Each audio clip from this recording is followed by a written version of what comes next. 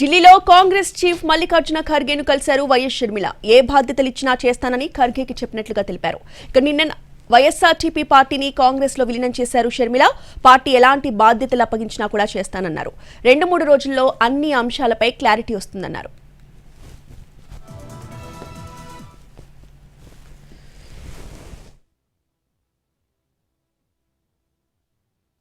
Congress party అధ్యక్షుడు మల్లికార్జున ఖర్గే గారిని కలవడం జరిగింది.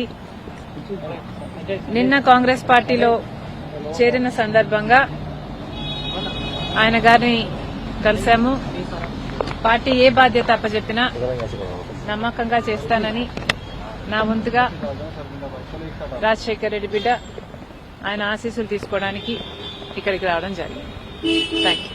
మీకు ఇవ్వబోయే బాధ్యతల గురించి ఏమైనా పార్టీ అధ్యక్షులతో చర్చించారా మేడం? చర్చలు జరుగుతున్నాయి. త్వరలోనే 1-2 రోజుల్లోనే అన్ని